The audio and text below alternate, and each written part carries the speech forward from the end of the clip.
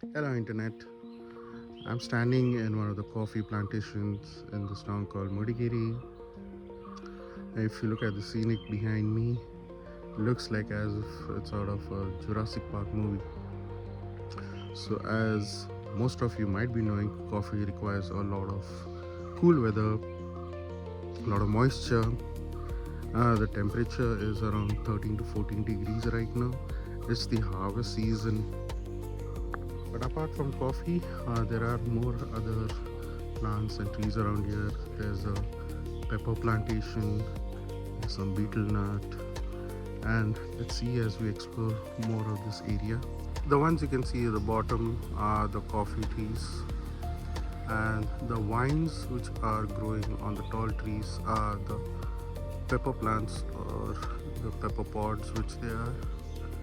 And this tree is the arcanite tree, which is also known for giving out beetle nuts. It is very dense, very cold, very foggy, as it's very early morning right now. You can see how these creepers, how long they go up onto the trees. This is the pepper pods, which are very ripe.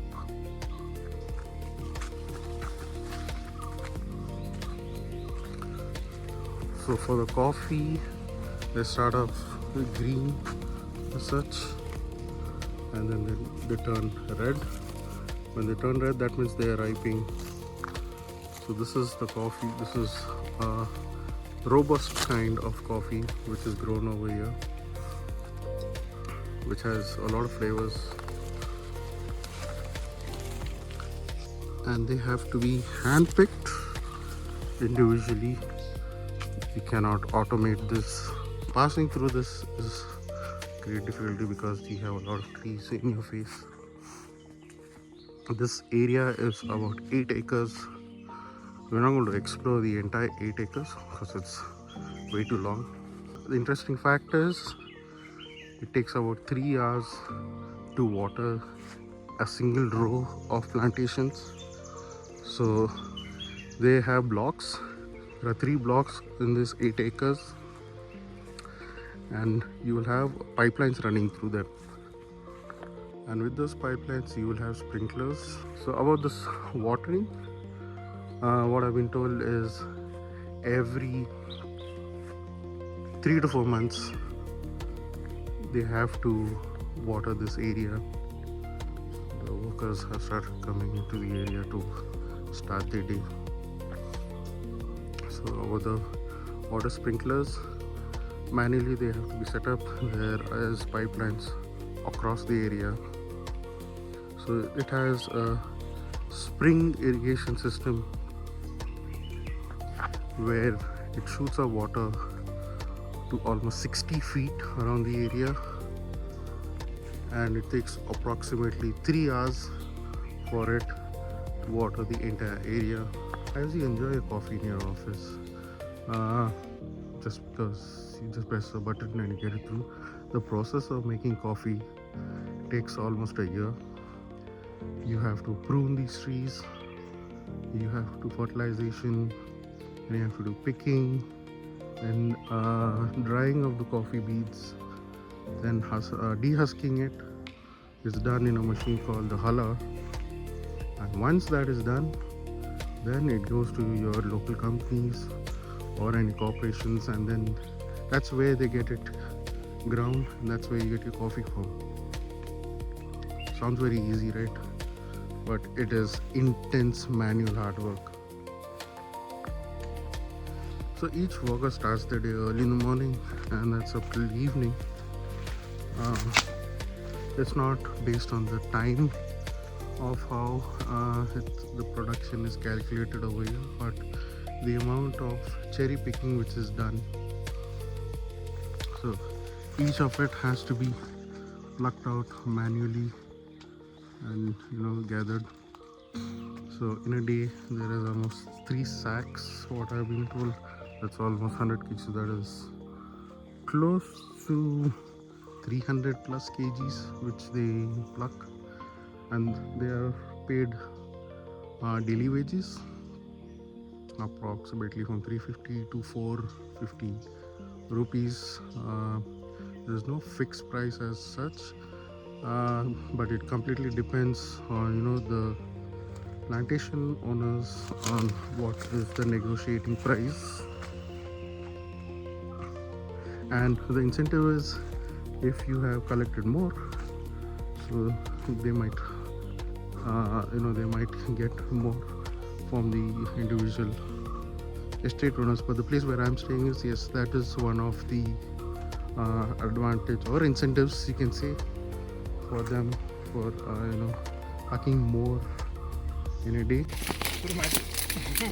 Yeah.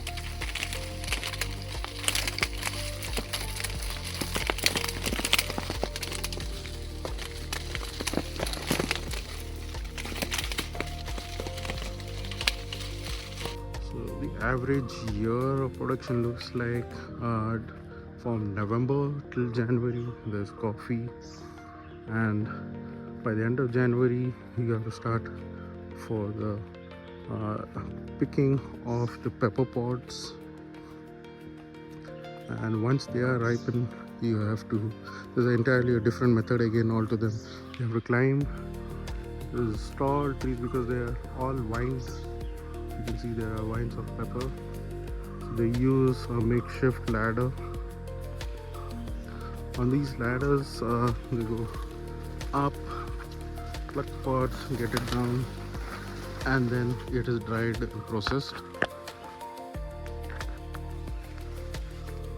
And after the pepper you have the betel nuts, and I was able to find one here.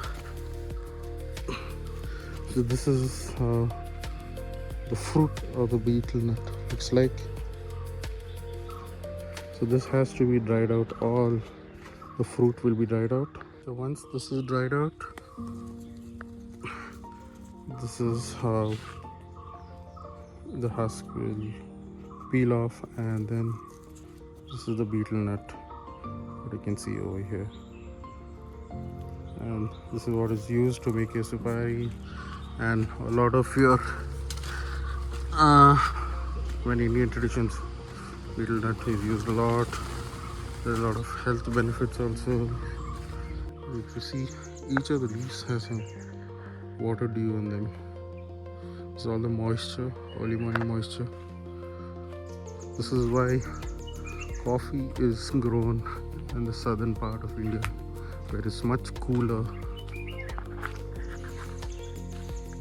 So once the coffee beans or beans are ripened, this is how the dark and robust color comes out. So once they're all plucked, they are laid across in blocks like this.